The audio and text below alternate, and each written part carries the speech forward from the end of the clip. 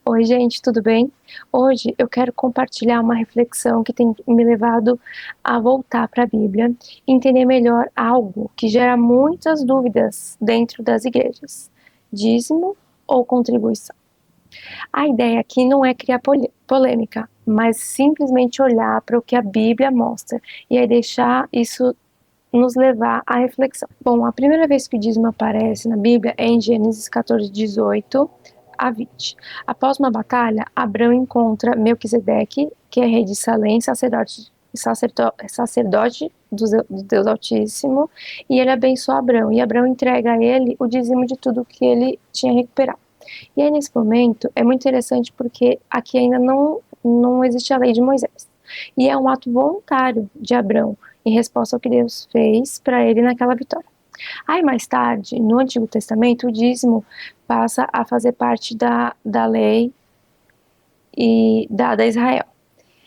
Ele era usado principalmente para sustentar os levitas, que eram separados para o serviço no templo, já que não receberam herança da terra como as outras tribos. Ou seja, dentro da estrutura de Israel, o dízimo tinha uma função muito clara, que era sustentar o sistema de adoração e serviço religioso do povo. E aí, quando a gente chega nos ensinamentos de Jesus, nós vemos algo importante.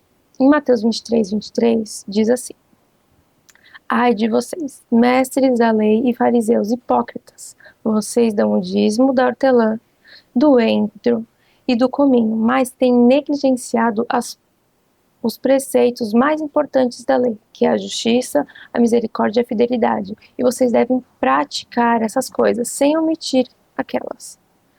E aqui Jesus, ele não está condenando o dízimo em si, mas ele mostra que a prática religiosa perde o sentido quando o coração se afasta do que realmente importa para Deus. E a obediência externa não pode substituir o coração transformado.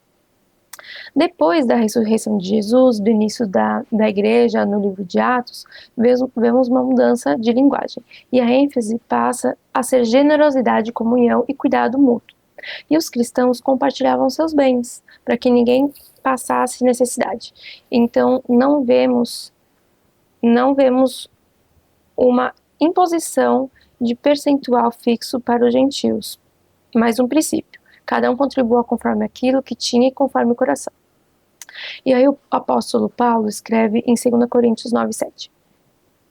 Cada um dê conforme determinou em seu coração, mas no seu coração, não com tristeza, nem por obrigação, mas pois Deus ama quem dá com alegria.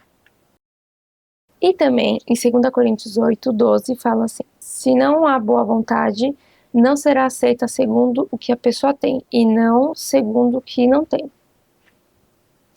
E o princípio aqui parece ser menos sobre obrigação e mais sobre disposição do coração. Então, quando a gente olha para toda essa linha bíblica, Abraão, a lei, Jesus e a primeira igreja, percebemos algo importante. Deus sempre se importou menos com a porcentagem e mais com o coração por trás da oferta. E isso nos leva a uma pergunta pessoal e prática. Quando contribuímos com a obra de Deus, isso nasce de um relacionamento com Ele, de gratidão, generosidade ou apenas obrigação religiosa? Meu objetivo aqui não é dar uma resposta fechada, mas voltar para a Bíblia e deixar que ela nos leve a refletir sobre como vivemos isso hoje. Espero que você tenha gostado do vídeo. Se você tiver algum testemunho em relação a isso, deixa nos comentários aqui embaixo, curte o link e compartilha para as pessoas.